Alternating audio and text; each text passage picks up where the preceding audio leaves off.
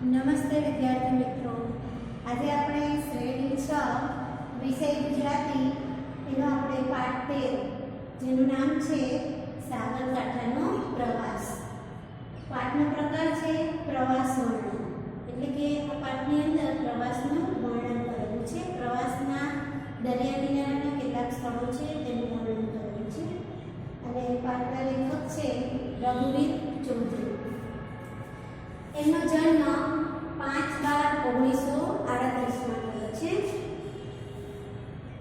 તેમનો જન્મ જિલ્લો છે ગાંધીનગર જિલ્લાના બાપુપુરા ગામમાં થયો છે અને એમને નવલકથા છે ઉપરવાસ કથાયાત્રી. આ ટૂંકનો પરિચય મેં આપ્યો. વિસ્તૃત પરિચય હું ચોપડીમાંથી આપું છું તમને, તમે પુસ્તકમાં ધ્યાન આપજો. રઘુવીર દલસિંહ ચૌધરીનો જન્મ ગાંધીનગર જિલ્લાના બાપુપુરા ગામે થયો છે. કોલેજ કક્ષાએ વર્ષો સુધી અધ્યાપન કાર્ય કર્યું છે. તેઓ હંમેશા આપણે જાણીતા નવલકથાકાર અને નાટ્યકાર પણ છે. કવિતા, ટૂંકી વાર્તા, વિવેચન, નિબંધ વગેરે ક્ષેત્રે તેમણે યશસ્વી પ્રદાન કર્યું છે. ઉપરવાસ કથાયાત્રી તેમની નવલકથા છે. ત્યાર પછી તેના કેટલાક નિબંધ સંગ્રહો છે. એમાં છે ઝૂલતા મિનારા, નાટ્ય સંગ્રહ અને સહરાની ભવ્યતા એના નિબંધ સંગ્રહ છે. તેઓ કલાનો અસર જાણવી મૂલ્યનિષ્ઠ સાહિત્યનું તેમણે સર્જન પણ કર્યું છે. આ પાઠની અંદર ગુજરાતના દરિયાકાંઠે આવેલા જાણીતા સ્થળો જેવા કે માધવપુર, દ્વારકા, સોમનાથ, દીવ, દાંડી, માંડવી જેવા સ્થળોનું રસપ્રદ રીતે લેખકે અહીંયા ઉલ્લેખ કર્યો છે. આ પ્રસ્તુત એકમમાં આપણને ગુજરાતના દરિયાકાંઠાની વિશેષતાનો પરિચય મળે છે અને સાથે સાથે આપણે પ્રવાસમાં દરિયા કિનારાના કયા સ્થળોએ જવું જોઈએ તે બાબતનો પણ ઉલ્લેખ કર્યો છે. આપણે પાઠની ચર્ચા કરીશું. વર્ગ શિક્ષક સોમનાથે પ્રવાસનું સ્થળ નક્કી કરવા 3 વિદ્યાર્થીઓની સમિતિ નિમી હતી. એ 3 વિદ્યાર્થીઓ હતા રેવતી, વરુણ અને સિંધુ. સિંધુ ઘંટ વાગતા ચર્ચાથી સોમનાથ કે પ્રવેશ કરવાની સાથે પાટિયા પર નજર કરી. એટલે વર્ગ શિક્ષક જે સોમનાથ હતા એ વર્ગની અંદર પ્રવેશ કરે છે અને બ્લેકબોર્ડ પર એમની નજર પડે છે. એ ભૂગોળના શિક્ષક હતા અને કુદરતી વિશેની કવિતાના તે ચાહક હતા. મતલબ કે એમને કુદરતો વિશેની જે કવિતાઓ એમને ખૂબ જ ગમતી હતી. પાટિયા પર લખાયેલી કવિતાઓ વાંચી તે ખૂબ રાજી થઈ ગયા. વિદ્યાર્થીઓ સામે પછી કરીને તે બોલ્યા, કઈ જે પંક્તિ બોર્ડ પર લખેલી છે તે પુસ્તકમાં આપેલી છે, તમે પણ તેમાં જો વિદ્યાર્થી મિત્રો. રેલાઈ આવતી છોને બધી ખારાશ પૃથ્વીની, રેલાઈ આવતી છોને બધી ખારાશ પૃથ્વીની, સિંધુના ઉડમાંથી તો ઉઠશે અમી વાદળી. દરિયાનું પાણી ખારું હોય છે ને, તો એ ખારું પાણી એની ખારાશ ભલે ને પૃથ્વી પર બધી જગ્યાએ ફેલાઈ જાય, પણ સિંધુ એટલે પણ દરિયો જ થાય, પણ દરિયાના પૂર એટલે આમ પેટ કે એના પેટમાંથી તો હંમેશા અમી વાદળીઓ જ વરસશે. બરાબર છે? કેમ કે દરિયાના પાણીનું જ્યારે બાષ્પીભવન થાય છે એ બાષ્પીભવન થઈને આકાશમાં જાય છે, એના વાદળા બંધાય છે અને એ પાણી જે ખારું પાણી ઉપર જાય છે છતાં પણ વાદળા બંધાય છે ત્યારે તે કેવું થઈ જાય છે? મીઠું થઈ જાય છે. એટલે ફરી પાછી એ અમી એટલે અમૃત મીઠાશ થઈને એ આપણને પાછું આપશે. આ પહેલાના તાસમાં ગુજરાતીના શિક્ષકે આ પુસ્તક લખ્યું હશે એમ માનીને સોમનાથ વર્ગ શિક્ષક જે સોમનાથ હતા એ પૂછવા જાય છે. ત્યાં રેવતી જે વર્ગનો આપણે એમ કહીએ છીએ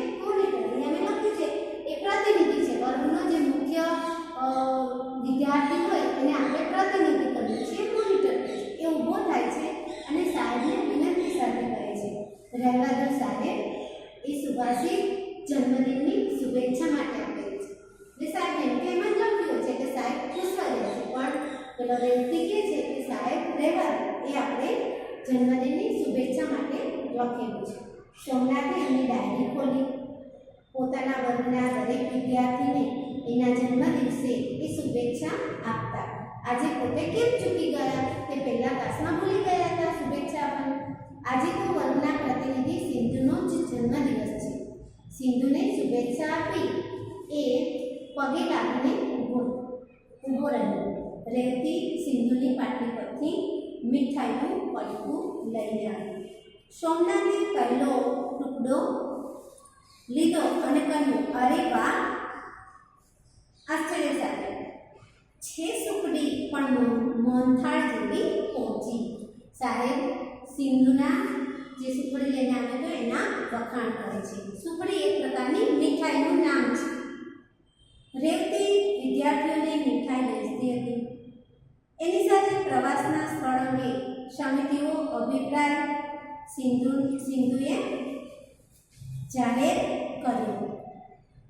કચ્છનું માંડવી, સૌરાષ્ટ્રનું માધવપુર અને દક્ષિણ ગુજરાતનું તિથલ, આ દરિયા કિનારાના 3 સ્થળો છે. આ 3માંથી સાહેબ પેલા જે 3 વિદ્યાર્થીઓની સમિતિ હતી એ લોકો આ 3 સ્થળોના નામ સાહેબને આપે છે અને કહે છે કે આ 3માંથી સાહેબ જે નક્કી કરે એમાં આપણે પ્રવાસે જવાનું છે. શાબાશ, તમે દરિયા કિનારાના સ્થળ પસંદ કર્યા અને મને ગમ્યું. છેલ્લે આપણે આબુ અંબાજી ગયા હતા. છેલ્લે શાળામાં જે પ્રવાસ ગયો હતો એ ક્યાં ગયો હતો? આબુ અંબાજી હતો. રસ્તામાં મેં તમને એક લેખ વાંચી સંભળાવ્યો હતો. જ્યારે આબુ અંબાજીનો પ્રવાસ ગયો હતો ત્યારે સાહેબે વાંચ્યો હશે એક લેખ. લેખ એટલે કાગળમાં લખેલું જે લખાણ હોય એને લેખ કહેવાય. પુણેના પર્વત જેવા રવિશંકર મહારાજ એના લેખક હતા. એ જે સાહેબે લેખ કીધો હતો બાળકોને, એના લેખક કોણ હતા? રવિશંકર મહારાજ. સ્વામી આનંદ સિંધુએ કહ્યું, પર્વતની ઊંચાઈ જોનારે સમુદ્રના ઊંડાણ વિશે પણ જાણવું જોઈએ. ગોળમેજી પરિષદમાં ભાગ લેવા ગાંધીજી ઇંગ્લેન્ડ જઈ રહ્યા હતા. ઝવેરચંદ મેઘાણીને ખાતરી હતી કે બાપુ અપમાન વેઠી લેવાની ઉદારતા ધરાવે છે. તેથી એમણે ગાયા. બાપુ એટલે કોણ? આપણા મહાત્મા ગાંધી, જે આપણા રાષ્ટ્રપિતા છે તે. એમના માટે ઝવેરચંદ મેઘાણીએ એક ગીત ગાયેલું છે. એ ગીતની પંક્તિ અહીંયા આપેલી છે, જોઈએ આપણે કઈ છે. સાગર કિનારા અંજલિ નવ ઢોળજો બાપુ. ગાંધીજી દરિયાઓ દિલ હતા, એટલે દરિયાઓ દિલ એટલે ઉદાર દિલવાળા. એમણે કદી કોઈને શાપ ન આપ્યું, પણ હંમેશા આશીર્વાદ જ આપ્યા છે. એમના હૃદયમાંથી અમી વાદળી ઉઠી હતી. અમી એટલે મીઠાશ, અમૃત. હંમેશા બીજા માટે સારું જ એમના મોંમાંથી નીકળતું હતું. સાહેબ પ્રવાસનું સ્થળ નક્કી કરવાનું ભૂલી ગયા લાગે છે. રેતીએ વરુણ સામે જોઈને સોમનાથ સાંભળે એ રીતે કહ્યું. સોમનાથે તુરંત પીઠ ફેરવી. સોમનાથ એટલે કોણ હતા? વર્ગ શિક્ષક હતા, કોઈ વિદ્યાર્થી નહીં. સોમનાથે તુરંત પીઠ ફેરવી મુક્તક હોશિયારીના પાટિયા પરની બાકીની જગ્યાએ પશ્ચિમ ભારતનો નકશો દોરીને દરિયાકાંઠાના સ્થળોના નામ લખાવ્યું. છેક ઉપરના કોટેશ્વર, નારાયણ સરોવરથી શરૂ કરી માંડવીના આ કચ્છ બાજુના જે દરિયા કિનારાના સ્થળો છે, કોટેશ્વર, નારાયણ સરોવરથી શરૂ કરી માંડવીના નામ સામે વહાણ ચૂક્યું. પછી દ્વારકા, બેટ દ્વારકા, જે જામનગરના જિલ્લામાં આવેલું છે, બેટ દ્વારકા લખ્યું. બોલો હવે શું લખ્યું? સાહેબ વિદ્યાર્થીઓને પૂછે છે. માધવપુર. છેલ્લી પાટલી પર બેઠેલા એક વિદ્યાર્થી ઊભો થઈને કહે છે, સાહેબ માધવપુર લખો. મેં માધવપુર જોયું છે. પેલો વિદ્યાર્થી જે ઊભો થયો તે કહે છે, મેં માધવપુર જોયું છે. એના વિશેનો લેખ પણ લાવ્યો છું, લો વાંચો. સરસ મજામાં માધવપુર જઈને આવ્યો હતો, એનું લખાણ એ લઈને આવ્યો હતો. એટલે સાહેબને આપે છે કે તમે આ વાંચો અને બધા વિદ્યાર્થીઓને માધવપુર વિશે જણાવો. હવે વર્ગ શિક્ષક સોમનાથ પેલો લેખ વાંચે છે. માધવપુર સૌરાષ્ટ્રના સાગર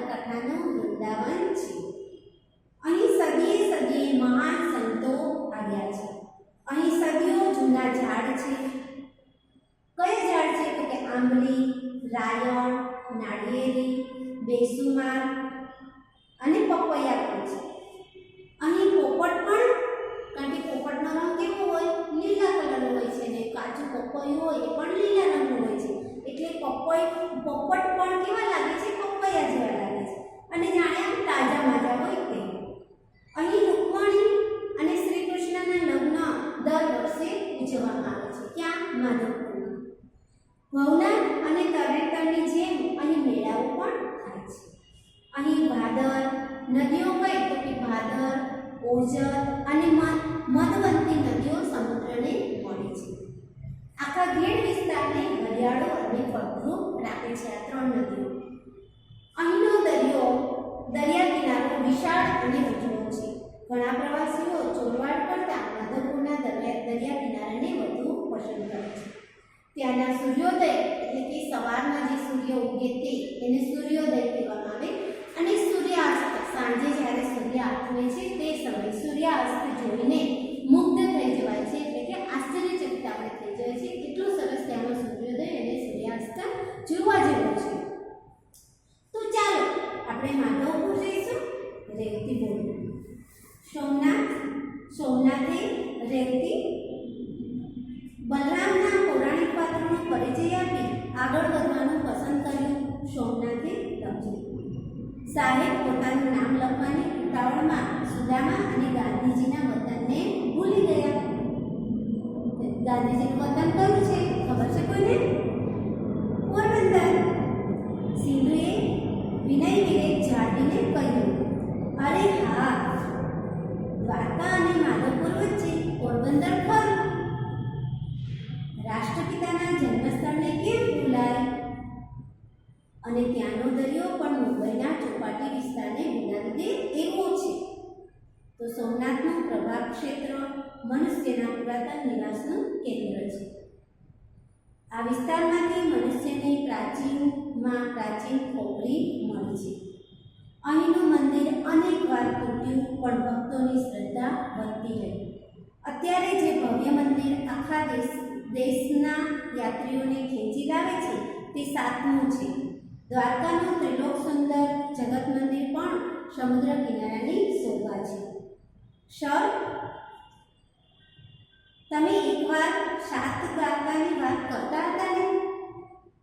વિદ્યાર્થીઓ કહે છે કે 7 દ્વારકાની વાત તમે કરતા હતા તે અમને કરો ને.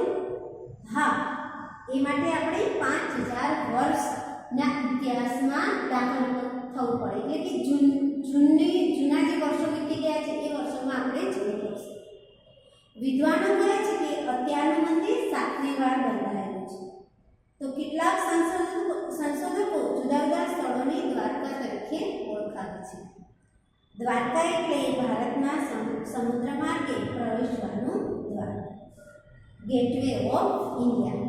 ભારતમાં સમુદ્ર માર્ગે પ્રવેશવાનું જે સ્થળ છે એને કયા નામે ઓળખવામાં આવે છે? Gateway of India. એમ તો દીવ દ્વારા પણ વિદેશીઓ ભારતમાં કેમ નથી પ્રવેશ્યા? તળાજા પાસેનું ભવનાથ મંદિર, આજ મહારાજ જલ પર ઉદય જોઈને કવિ કાંતનું એ કાવ્ય ભવનાથના સાગર કિનારે રચાયેલું છે. નજીકમાં મણાર અલંગમાં પહાડ તોડવાનું વિશ્વવિખ્યાત કેન્દ્ર છે. પ્રાચીન કાળમાં ધોલેરા લોથલ સુધી વહાણવટું ચાલતું હતું. લોથલ અને તિથલનો કશો સંબંધ ખરો? વરુણે પૂછ્યું. વરુણ નામનો જે વિદ્યાર્થી છે એ સવાલ સાહેબને કરે છે. સંબંધ સમુદ્રના 1666 કિલોમીટર લાંબા દરિયા કિનારા, આપણા ગુજરાતને 1600 કિલોમીટર દરિયા કિનારો મળેલો છે. ભારતના દરેક રાજ્યોની સરખામણીમાં સૌથી લાંબો કિનારો ગુજરાતને મળેલો છે, જેની લંબાઈ છે 1600 કિલોમીટર. પણ જો આપણે તિથલ જઈશું તો દાંડીના દર્શન પણ કરીશું. સમુદ્ર ઉતાર હૈયે માનવ જાતિને મીઠું પૂરું પાડે છે. સમુદ્ર કિનારે અગરિયાઓ મીઠું પકવે છે, પાડા પાક બનાવે છે અને એમાં મીઠું પકવે છે. અંગ્રેજોએ એના પર વેરો નાખ્યો હતો. 1930ની વાત છે, જ્યારે ગાંધીજીએ સત્યાગ્રહ કર્યો હતો કે જ્યારે અંગ્રેજોએ મીઠા પર વેરો નાખ્યો.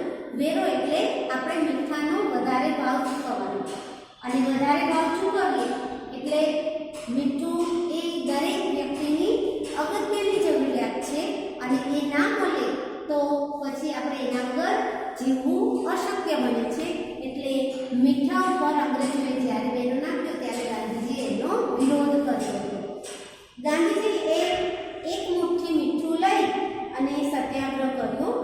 જે ગાંધીજીએ આ સત્યાગ્રહ કર્યો હતો તે દાંડી કૂચ તરીકે ઓળખાય છે. 1930માં કર્યો હતો. વેરો નાખવાના કાયદાને પડકારો. આખો દેશ બેઠો થયો. ભારત પર દરિયાના ઉપકાર કંઈ ઓછા નથી. સર, આપણે દીવથી દાંડી સુધી નૌકાનો પ્રવાસ કરીએ તો કેવી મજા આવે. કહે છે કે પહેલા લોકો સોમનાથથી સીધા ખંભાત જતા. મોટા થાવ પછી જજો. સાહેબ વિદ્યાર્થીઓને શું કહે છે, તમે મોટા થઈ જાઓ પછી જાતે જજો. આપણે પહેલા જાણવું જોઈએ કે કઈ મોસમમાં ક્યાંથી ક્યાં જવાય. માંડવી અને માધવપુરના દરિયા કિનારે રેતીના વિશાળ તળ છે. તો દીવ અને સોમનાથ પાસે કિનારાથી જ ઊંડાણ શરૂ થઈ જાય છે. દરેક બંદરના કાંઠાના જળનો નોખો રંગ અને નોખું વ્યક્તિત્વ છે. ગુજરાતનો દરિયાખેડું ગણાય છે કેમ કે એ દરિયાને ઓળખે છે, પૂજે છે, એટલે કે પૂજા કરે છે. ઝૂલેલાલના ગીત તમે સાંભળ્યા હશે. સિંધીઓ એ ગાય છે, ઝૂલેલાલે હિન્દુ મુસ્લિમને એક માન્યા. એ વરુણ દેવનો અવતાર ગણાય છે. ઝૂલેલાલ વરુણ દેવનો અવતાર છે. તો હું મારું નામ દરિયાલાલ રાખી શકું, વરુણ દેવ છે. વરુણે એવું કહ્યું છે. ત્યાં સિંધુ સાહેબની રજા લઈને ગાવા લાગ્યો. ઓ લાલ મેરી પત રખીઓ બલ્લા ઝૂલે લાલણ. આખો વર્ગ તાળીઓ પાડે છે અને તાળીઓના અવાજથી આખો વર્ગ ગુંજી ઉઠે છે. હવે વિદ્યાર્થી મિત્રો, આપણે પાઠના અઘરા શબ્દો જોઈશું. અહીંયા મેં બોર્ડ ઉપર લખ્યા છે, તમે ધ્યાનથી સાંભળજો અને પછી નોટમાં લખવાના છે. સિંધુ એટલે સમુદ્ર અને દરિયો બંને પણ કહેવાય. અમી એટલે મીઠાશ અથવા અમૃત. સાસ એટલે વીર્ય. મુક્તક એટલે કાવ્યનો પ્રકાર છે. પ્રતિનિધિ એટલે વર્ગનો મુખ્ય વિદ્યાર્થી, આપણે તેને મોનિટર કહીએ છીએ. પરિષદ એટલે સભા. અંજલિ એટલે ખોબો ભરીને આપે એને અંજલિ કહેવાય. દરિયાઉદીન એટલે ઉદાર. સદી 100 વર્ષનો જે સમયગાળો પૂરો થાય એને શું કહેવાય? સદી કહેવામાં આવે છે. બેસુમાર એટલે પુષ્કળ, ઘણું બધું. હરિયાળ એટલે લીલોછમ. મુગ્ધ સુંદર. પુરાતન પ્રાચીન.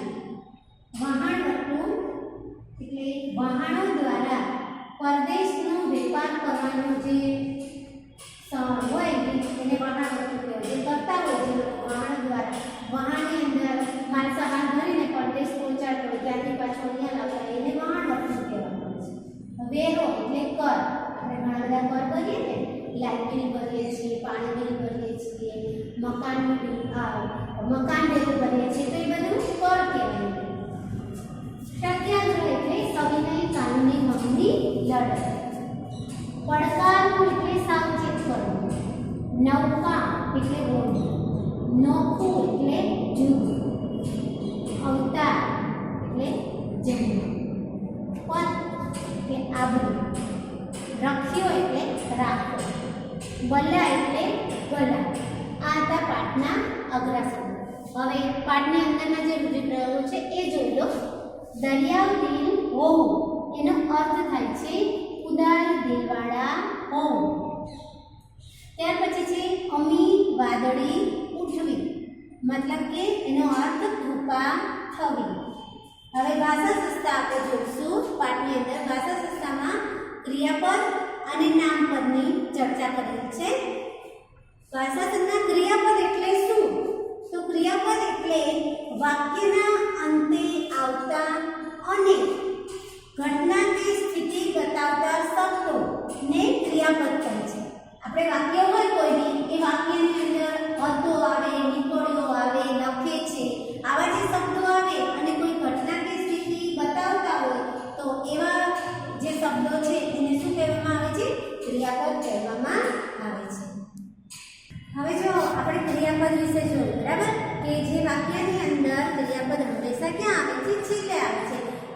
ઘટના કે સ્થિતિ આપણને દર્શાવે છે. હવે એના ક્રિયાપદના મેં 2-3 વાક્યો લખ્યા છે એ તમને ઉદાહરણ તરીકે બતાવી દઉં.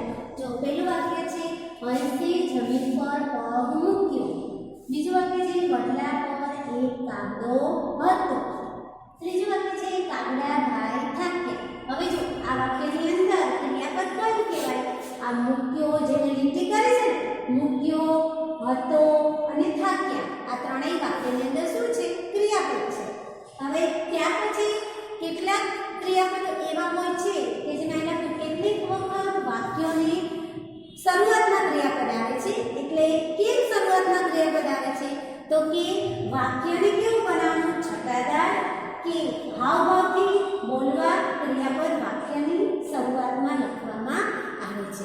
ક્યારેક શું થાય છે કે વાક્યની શરૂઆતમાં ક્રિયાપદ આપણે લખેલું હોય છે તો તમને એમ થાય કે બેને તો એમ કીધું છે કે છેલ્લે જ આવે. ક્યારેક શરૂઆતમાં હોય છે તો આવું કેમ હોય છે? તો એ જ્યારે વાક્યને આપણે હાવભાવથી બોલવું હોય કે છટાદારથી બોલવું હોય તો ત્યારે વાક્યની શરૂઆતમાં ક્રિયાપદ લખવામાં આવે છે. તેનું પણ જો અહીંયા ઉદાહરણ જોઈ લો. પહેલું છે હિંમત યુદ્ધ મોરચે જવાની. પ્રશ્નાર્થ વાક્ય જેવું થઈ જાય. ફરી છે હિંમત યુદ્ધ મોરચે જવાની. તો અહીંયા જે છે શરૂઆતનું છે એ ક્રિયાપદ છે. બીજું છે લાગો છો તો રૂડા રૂપાળા. લાગો છો તો રૂડા રૂપાળા. તો અહીંયા લાગો છો જે છે એ ક્રિયાપદ છે જે વાક્યની શરૂઆતમાં છે. હવે આપણે પાઠનો અભ્યાસના વિકલ્પો જોઈશું. વર્ગ શિક્ષકે 3 વિદ્યાર્થીઓની સમિતિ કેમ નિમી હતી? તો એનો જવાબ છે પ્રવાસ સ્થળ નક્કી કરવા. ગ જવાબ છે. બીજો વિકલ્પ છે શિક્ષક સોમનાથભાઈ વિદ્યાર્થીને એના જન્મદિને શું આપતા? તો એનો જવાબ છે શુભેચ્છા. ક. ત્રીજો વિકલ્પ છે સૌરાષ્ટ્રના સાગરકાંઠાનું વૃંદાવન કોને કહે છે? તો એનો જવાબ છે ઘ માધવપુરને. હવે અભ્યાસનો પ્રશ્ન 2 એનો પહેલો પ્રશ્ન છે, મેં અહીંયા પ્રશ્ન લખ્યો છે પ્રવાસ સમિતિમાં કયા 3 વિદ્યાર્થીઓ હતા? તો એનો જવાબ છે આખું આપણે વાક્યમાં લખવાનું છે. મેં અહીંયા ટૂંકમાં લખ્યું છે કેમ કે મારે બોર્ડ ઉપર જગ્યા ઓછી હોય એટલે. તમારે જવાબ હું બોલું એ પ્રમાણે પ્રવાસ સમિતિમાં રેવતી, વરુણ અને સિંધુ આ 3 વિદ્યાર્થીઓ હતા. પ્રશ્ન 2 છે છેલ્લે કયા સ્થળનો પ્રવાસ યોજાઈ ગયો હતો? તો છેલ્લે આબુ અંબાજીનો પ્રવાસ યોજાઈ ગયો હતો. મેં એક શબ્દમાં જવાબ લખ્યો છે, તમારે આખા વાક્યમાં જવાબ લખવાનો રહેશે. પ્રશ્ન 3 છે ઝવેરચંદ મેઘાણીએ બાપુ માટે કયું ગીત ગાયેલું છે? તેનો જવાબ છે સાગર કિનારા અંજલિ નવ રોજો બાપુ. ફરી સાગર કિનારા અંજલિ નવ રોજો બાપુ આ ગીત ઝવેરચંદ મેઘાણીએ બાપુ માટે ગાયેલું છે. પ્રશ્ન 4 છે સમિતિએ કયા સ્થળનો પ્રવાસ યોજવાનું નક્કી કર્યું? એનો જવાબ છે કયા સ્થળનો? તો સમિતિએ કચ્છનું માંડવી, સૌરાષ્ટ્રનું માધવપુર અને દક્ષિણ ગુજરાતનું તિથલ આ 3 સ્થળનો પ્રવાસ યોજવાનું નક્કી કર્યું હતું. પ્રશ્ન 5 છે વહાણ તોડવાના વિશ્વવિખ્યાત કેન્દ્રનું નામ જણાવો. કે આપો? તો એનો જવાબ છે વહાણ તોડવાના વિશ્વવિખ્યાત કેન્દ્રનું નામ મણાર અલંગ છે. મણાર અલંગ છે.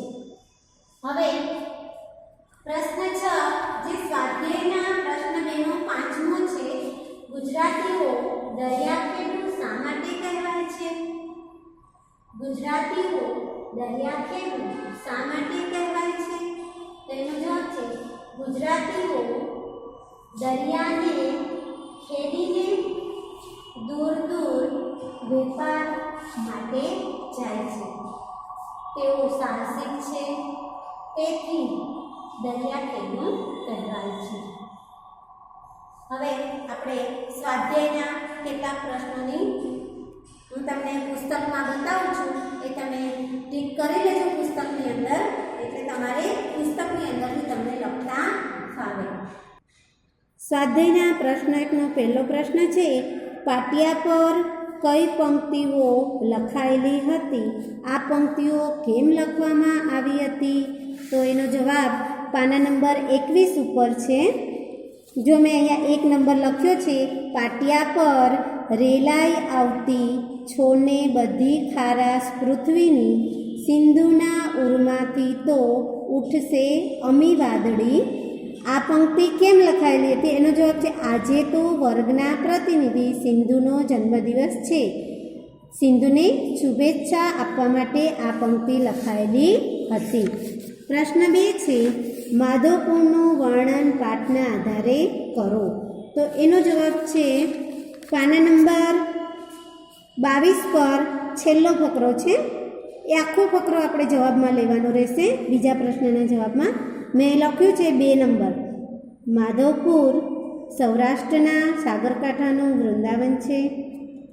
અહીં સદીએ સદીએ મહાન સંતો આવ્યા છે. અહીં સદીઓ જૂના ઝાડ છે. આંબલી, રાયણ, નાળિયેરી, બેસુમાર અને પપૈયા. આંબલી, રાયણ અને નાળિયેરી એટલે પુષ્કળ ઝાડ છે, અને પપૈયાના પણ છે. અહીંના પોપટ પણ પપૈયા જેવા તાજા તાજા છે. અહીં રૂકમણી શ્રી કૃષ્ણના લગ્ન દર વર્ષે ઉજવાય છે. ભવનાથ અને તરણેતરની જેમ અહીં મેળાઓ પણ જાણીતા છે. અહીં ભાદર, ઓજત અને મધવંતી નદીઓ સમુદ્રને મળે છે. આખો ઘેડ વિસ્તારને હરિયાળો અને ફળદ્રુપ રાખે છે. અહીંનો દરિયા કિનારો વિશાળ અને ઉજળો છે.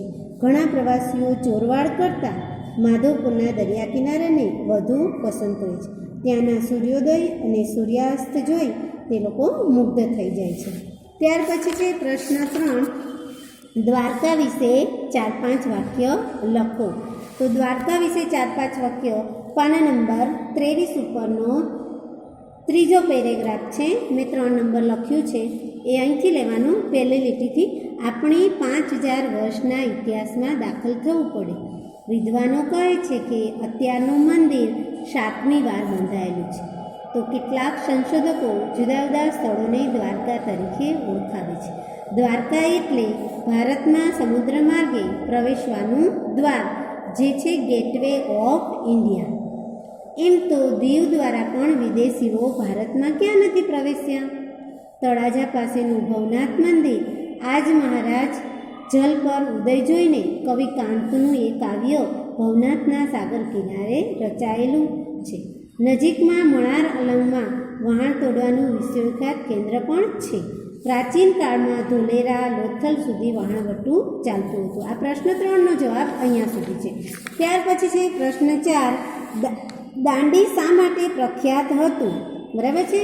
તો એનો જવાબ છે પાના નંબર 23 ઉપર જે દ્વારકા વિશેનો જવાબ લખ્યો એની નીચેનો જ પેરેગ્રાફ, એમાં બીજી લીટીથી છે, અંગ્રેજોએ એના પર વેરો નાખ્યો. ગાંધીજીએ એક મુઠ્ઠી મીઠું લઈને સત્યાગ્રહ કર્યો. વેરો નાખવાના કાયદાને પડકાર્યો, એટલે કે વિરોધ કર્યો. આખો દેશ બેઠો થયો. ભારત પર દરિયાના ઉપકાર કંઈ ઓછા નથી. ત્યાર પછી સ્વાધ્યાયનો આ પ્રશ્ન 1ના આપણે મુદ્દાસર પ્રશ્નોની ચર્ચા કરી. હવે સ્વાધ્યાયનો પ્રશ્ન 2નો એક જ પ્રશ્ન કરવાનો હતો, 5મો, જે મેં તમને બોર્ડ ઉપર કરાયો. ત્યાર પછી સ્વાધ્યાયનો પ્રશ્ન 4 કરવાનો છે અને બીજા કોઈ પ્રશ્ન કરવાના નથી. પ્રશ્ન 4 જોઈ લો વિદ્યાર્થી મિત્રો જરા. નીચેના વાક્યોમાંથી નામપદ અને ક્રિયાપદ શોધી અલગ દર્શાવો. તો પહેલું વાક્ય છે, મહારાજ ઝાડ પરના માછડે બેઠા હતા. તો આમાં નામપદ કયું છે? કે જે નામ છે તે નામપદ. તો મહારાજ, ઝાડ અને માછડે આ 3 શું છે? નામપદ છે. અને બેઠા હતા એ ક્રિયાપદ છે. પછી બીજું વાક્ય છે, પહેલવાન હસી પડ્યો. તો આ વાક્યની અંદર નામપદ વાક્યની અંદર એક કરતાં વધુ પણ હોઈ શકે છે. તો આ બીજું વાક્ય છે, એમાં એક જ નામપદ છે, પહેલવાન, અને હસી પડ્યો એ ક્રિયાપદ છે. ત્રીજું, લાકડામાંથી રમકડાં અને કાસ્કી પણ બને છે. તો જો આ વાક્યની અંદર 3 નામપદ છે. લાકડું, લાકડા, રમકડાં અને કાસ્કી, આ 3 નામપદ છે. અને બને છે એ શું છે? ક્રિયાપદ છે. ચોથું છે કનુ શરમાઈ ગયો. આમાં એક જ છે નામપદ કનુ અને શરમાઈ ગયો એ ક્રિયાપદ. પાંચમું છે મેં વાડીમાં રીંગણી વાવી છે. તો આમાં વાડીમાં વાડી અને રીંગણી એ નામપદ છે. વાવી છે એ શું છે? ક્રિયાપદ છે. તો અહીંયા આપણે વિદ્યાર્થી મિત્રો